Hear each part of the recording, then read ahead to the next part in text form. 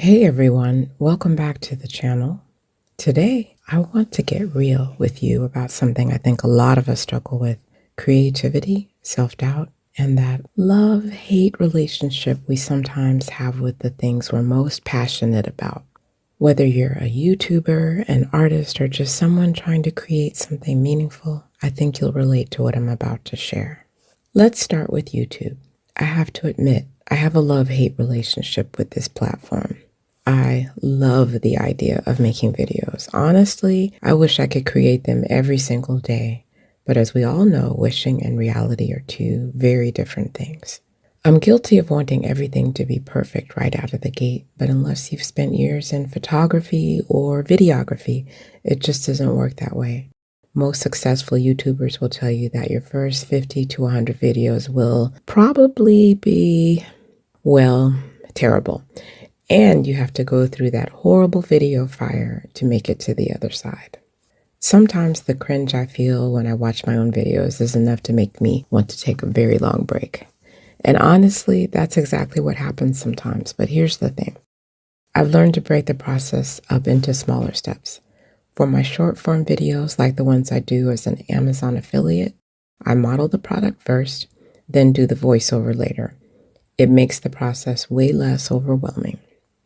The funny thing is, I'll often hate whatever I've created in the moment, but then I upload it anyway because, hey, no one's perfect.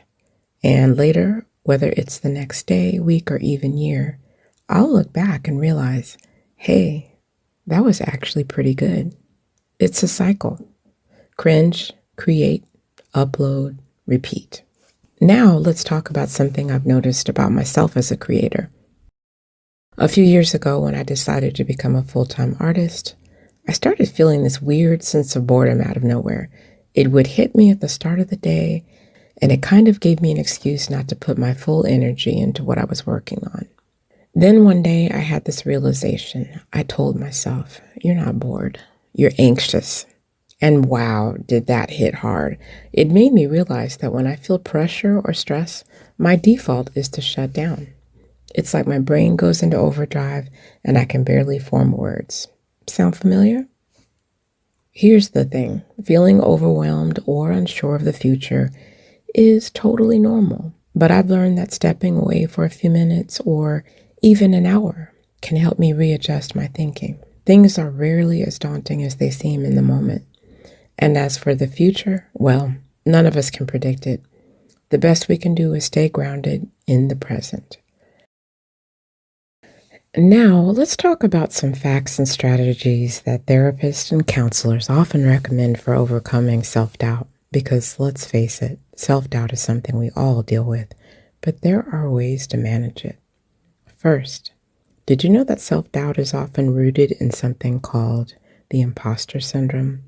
According to therapists, imposter syndrome is that nagging feeling that you're not good enough, even when you've achieved success. It's incredibly common, especially among high achievers and creatives. One strategy therapists recommend is to reframe your thoughts. Instead of saying, I'm not good at this, try saying, I'm still learning. This small shift in language can help you focus on growth rather than perfection. Another tip is to practice self-compassion. Dr. Kristen Neff, a leading researcher on self-compassion, says that treating yourself with the same kindness you'd offer a friend can help quiet that inner critic. So, the next time you're feeling down about your work, ask yourself, what would I say to a friend in this situation? Therapists also recommend breaking tasks into smaller steps. When you're feeling overwhelmed, it's easy to get stuck in a cycle of procrastination. But by breaking your project into smaller, manageable pieces, you can build momentum and reduce that sense of dread. Finally, acknowledge your wins. Counselors often suggest keeping a success journal where you write down your accomplishments, no matter how small. Over time, this can help you build confidence and remind you of how far you've come. At the end of the day, managing creativity and self-doubt is a constant balancing act. Whether it's YouTube, art, or any other passion project, We're all going to have days when we feel inadequate or overwhelmed. But here's the secret: feelings are just illusions, they don't define us or our work. So if you're feeling stuck or unsure, take a deep breath. Step away if you need to, and remember, progress isn't about perfection. It's about showing up, even when it's hard. Trust me, you'll look back one day and realize how far you've come.